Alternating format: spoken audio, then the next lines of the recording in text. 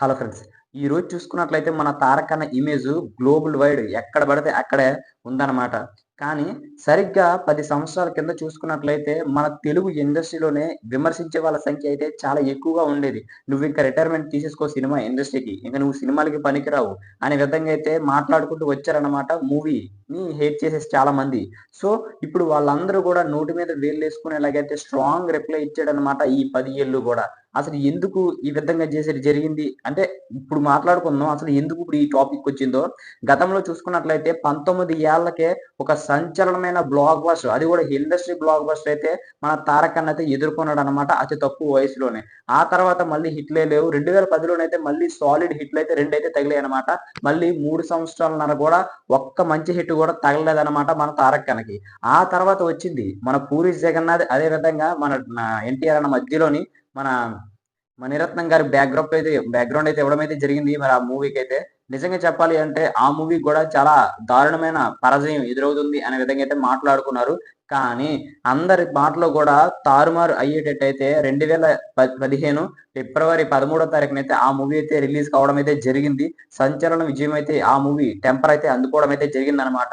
గతంలోనే 2015 జనవరి 28వ తారీఖునైతే మన 'తారక్ అన్న' ఈ విధంగా అయితే మాట్లాడడం అయితే జరిగింది. మీరందరూ కూడా కాలర్ ఎత్తుకునేలా చేస్తాను.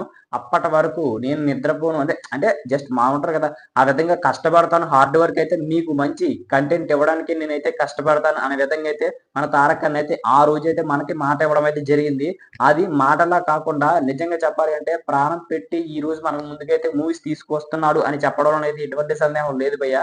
అంటే ఆ రోజు దగ్గర నుంచి చూసుకున్నట్లయితే ఈ రోజు వరకు ఎలాంటి మూవీస్ మనం చూసామో అందరికీ తెలిసిందే కదా! నిజంగా చెప్పాలి అంటే ఇలాంటి హీరోని మన ముందుకు తీసుకొచ్చిన మన 'హరికృష్ణ' గారికైతే నిజంగా హ్యాట్స్ ఆఫ్ చేయొచ్చు భయ్య. ఎలాంటి మూవీస్ తీసుకొచ్చారో తెలుసు కదా! 10 సంవత్సరాలు కంసిస్టెన్సీ‌గా ఇంచుమించు 8 బ్లాక్ బస్టర్‌లయితే తన ఖాతాలో అయితే యేసుకున్నట్లయితే మనకైతే తెలుస్తుంది. 'టెంపర్', 'నాన్నకు ప్రేమతో', 'జనతా గ్యారేజ్', 'అల వైకుంఠ' 'అరవింద సమేత వీరరాఘవ', 'జైలవకుశ', ఇప్పుడు 'త్రిబుల్ ఆర్', ఇప్పుడు 'దేవర' ఇంచుమించు 7 బ్లాక్ బస్టర్‌లయితే తన అకౌంట్‌లోనైతే వేసుకోవడం అయితే జరిగింది. భవిష్యత్తులోనైతే ఇంకా మంచి మూవీస్ 'వార్ 2' వస్తుంది. 'ఎన్టీఆర్ 31' వస్తుంది. ఇంకా 'దేవర 2' వస్తుంది. ఇంకా ఎక్సెట్రా మూవీస్ అయితే ఉన్నాయి. మరి ఇవన్నీ కూడా కాలర్ ఎత్తుకునే కాదు. ఈసారైతే నిజంగా పూనకాలు వచ్చేలా ఉంటుంది అని చెప్పడంలో అయితే ఎటువంటి సందేహం లేదు భయ్య. మరి ఎందుకు ఇప్పుడు ఈ టాపిక్ వచ్చిందంటే మన 'టెంపర్' మూవీ రిలీజ్ అయ్యి ఈ రోజుకి కట్ కరెక్ట్‌గా చూసుకున్నట్లయితే 10 సంవత్సరాలు అయితే కంప్లీట్ చేసుకుంది. ఈ సందర్భంగా అయితే ఇప్పుడు ఈ విషయం అయితే వెలుగులోకి అయితే రావడం అయితే జరిగిందనమాట.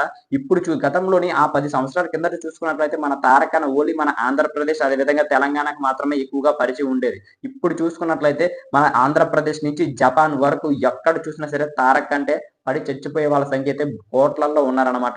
మరి దీనిపైన మీ అభిప్రాయం ఏంటి? మరి ఇలాంటి మరిన్ని అప్డేట్స్ మీకు కావాలి అనుకుంటే మన ఛానెల్‌ని సబ్స్క్రైబ్ చేసుకొని బెల్ ఐకాన్ అయితే క్లిక్ చేసుకోండి.